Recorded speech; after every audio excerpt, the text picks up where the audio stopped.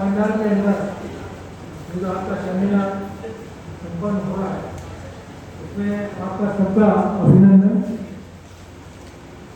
सबका बहुत बहुत धन्यवाद। हम लोगों को भी मौका मिला कि हम आपके इतिहास के जो अभी इतिहास का है जो खोज कर रहे हैं हमें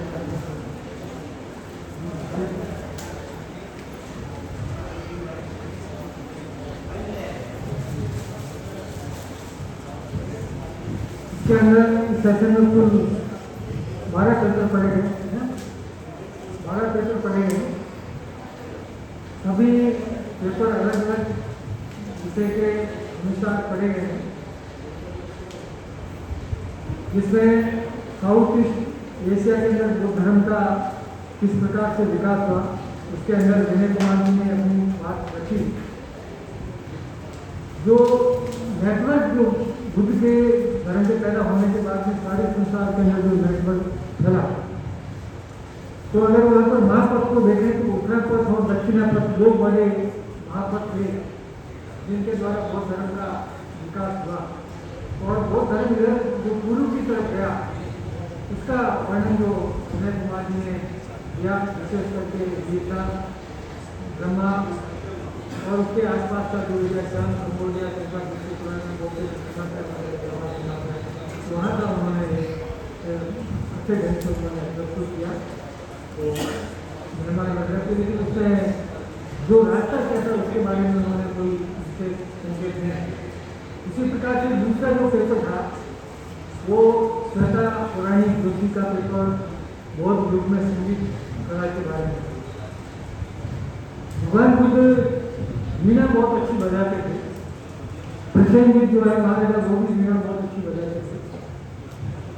वीणा का उल्लेख है कि किसी प्रकार का कोई इन्होंने संदर्भ मेरे को नहीं लगता है पेपर में उन्होंने दिया। पेपर बिल्कुल अच्छा है, कम से कम जो संगीत के रस है, संगीत के राग है, उन रागों का बौद्ध धर्म से क्या संबंध है, अगर इस तरह की बात उसके अंदर करते तो और भी अच्छा होगा। दूसरा जो भगवान बुद्ध का जो थेरवाद है, थेरवाद के अंदर जो गाथा है उसको भगवान बुद्ध का गाने के रूप में आपको नहीं करना, जो जिस दृष्टि से उसी तरह से बोला। इसलिए बुद्धिज्म के अंदर संगीत नहीं है, लेकिन करुणा का जो रस है, करुणा का जो शांत जो रस, शांत और करुणा का रस जो है बुद्ध धर्म से आता है। और बुद्ध धर्म से कैसे आता है, किस तरह से आता है, इस तरह से अगर पेपर को प्रेजेंट किया जाता तो मेरे हिसाब से बहुत अच्छा होता। संगीत से एक तरह से क्लिनिकल साइकोलॉजी में संगीत का बहुत बड़ा महत्व है, तो पेपर को और अच्छे ढंग से बनाया जा सकता है। लेकिन ये भी एक बौद्ध धर्म का एक क्षेत्र है, उसके अंदर उन्होंने ये प्रस्तुत किया, तो उनके लिए बहुत मैं अच्छी बात मानता हूँ। उन्होंने करुणा की रस की बात नहीं करी, मैं शांत रस की बात करी, मैं होकर रस की बात करी, मैं वीर रस की बात करी, जो रसों की संगीत के अंदर बात करी। लेकिन एक साधारण बात हमारे सामने रखी, एक फील्ड हमारे सामने रखा कि बुद्ध धर्म के अंदर रस और संगीत के बारे में बात। तीसरा पेपर अशोक कुमार का था, Buddha dharma and peace in global perspective, शांति के संबंध में जो बौद्ध धर्म का क्या योगदान है उनका पेपर ठीक था। विसंगठन का पेपर बौद्ध दर्शन का व्यवहारिक उपयोग है, साधारण चीज़ों को लेकर चला, अच्छा पेपर है। और सबसे अच्छा जो ऐतिहासिक दृष्टि से पेपर है वो जबलपुर के क्षेत्र से आपकी जो बौद्ध प्रतिमा है वो एक विशेष पेपर मेरे को सेशन में लगा, क्योंकि बुद्धिज्म के विकास के अंदर देखेंगे कि जो थेरवाद महासंगीत से निकला, फिर महायान आया, महायान के बाद में आपका जब विज्ञानवाद आता है, मंत्रियान आता है, उसके बाद में तंत्रयान आता है, और तंत्रयान के अंदर वज्रयान जब आता है तो वज्रयान के अंदर देवी देवताओं का भ्रमण होता है। और शक्ति की जो पूजा है वो तारा के रूप में, जंगल के रूप में जो बताया, एक तारा के रूप में, उसी रूप में जगह जगह पर देवी की पूजा हुआ। उसी समय पर आप देखते हैं कि शक्ति की पूजा सेवाई के अंदर भी होती है। कश्मीर के अंदर अभिनव गुप्त को देखते हैं, कश्मीर के अंदर पूरा सेव धर्म रहता है। हालांकि एक पेपर के अंदर जो अपना ये ईस्टर्न पार्ट इंडिया का बताया, जावा का, म्यांमार का, वियतनाम का, इधर उन्होंने कंबोडिया वगैरह में सेवाई का दर्शन हमको दिया। लेकिन भारत के अंदर जो शिव धर्म को फैला, शक्ति का जो संपर्क बना वो कश्मीर से फैला। उद्यान से उन्होंने बताया, उद्यान का स्थिति उन्होंने बंगाल के अंदर बताई, लेकिन उद्यान की स्थिति अफगानिस्तान में कोई क्लियर इसके बारे में नहीं। कई लोग जो है साउथ इंडिया के अंदर इतिहास की स्थिति बता रहे हैं। तो ये इतिहास के अंदर ये इसको अभी तक मतलब निश्चित नहीं हुए। कामाख्या देवी जो है वो बौद्धों की देवी मानी जाती है, लेकिन आज जो है वो हिंदू धर्म की देवी मानी जाती है। तो इस तरह का एक इनोवेटिव या एक तरह का मेरे दृष्टि से एक रिसर्च का पॉइंट जो है वो आना चाहिए। मैं आकर के जो चीज़ें हैं उनको बताया, लेकिन पेपर अच्छा है उनका इसके बारे में।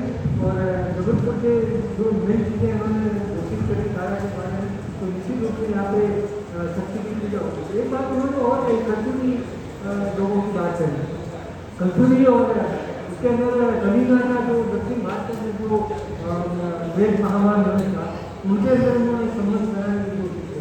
महादेवान जो है वो हाथी के अपने आदत को मानी विकान उनको काटे उसका, और कल्चुरियों का जो है उन्होंने एक संकेत दिया कि इसी हाथी को जो उन्होंने दबा करके शेर जो है वो कल्चुरियों ने बताया। लेकिन उसके पीछे लॉजिक क्या है? कल्चुरी और महादेवान में दोनों खत्म हो गए, लेकिन कल्चुरी महादेवान के बाद में अगर देखते हैं कल्चुरियों के बाद में जो है कौशाम्बी के अंदर एक नया राजवंश पैदा होता है, और उस नए राजवंश का क्या इन लोगों से संबंध था, उस तरह की चीज़ें उसके अंदर हमारे दृष्टिकोण से वो चीज़ें आनी चाहिए, और वो उसके लिए बहुत बड़ा जो क्षेत्र है वो है। तो मोहनलाल साहब का पेपर एक तरह से ऐतिहासिक अन्वेषण के हिसाब से मेरे हिसाब से अच्छा पेपर है। और आरपी सिंह का जो आधुनिक समाज के बारे में पेपर है वो ठीक है। आशीष शिंदे महोदय ने जो पेपर रखा है वो तो मैंने पहले अभी जिक्र किया था उसके बारे में, तो उनका पेपर भी तंत्रयान से सेंटर पेपर है।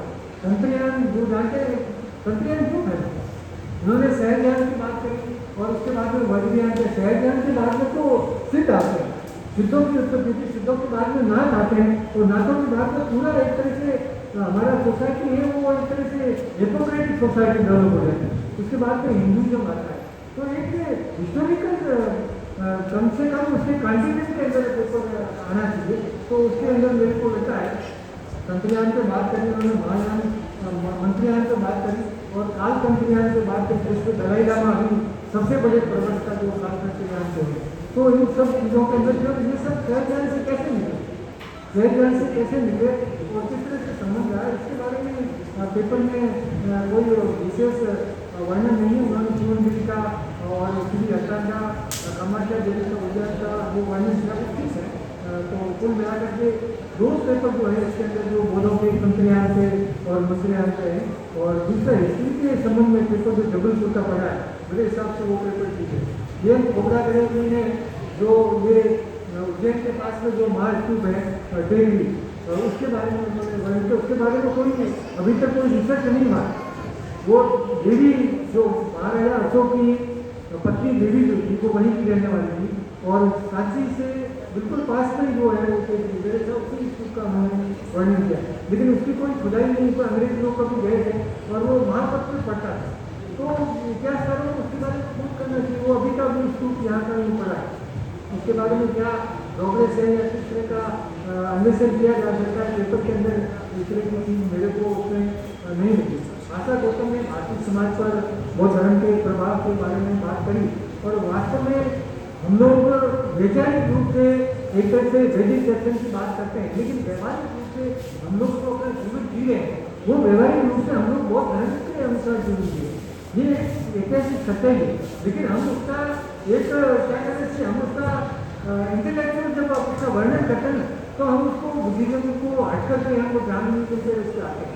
लेकिन अगर ब्राह्मणी के कंसेप्ट अगर भारतीय समाज को आज के समाज को पढ़ें तो कहीं पर कोई नजर नहीं आता है।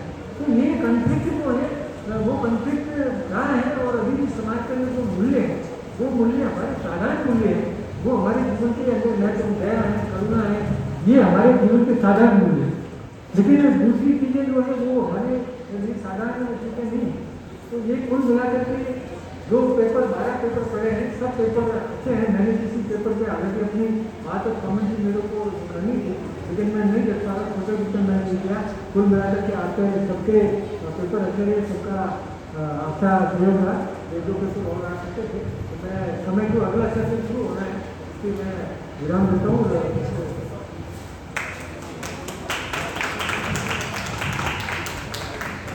Thank you so much, sir, for your insightful words.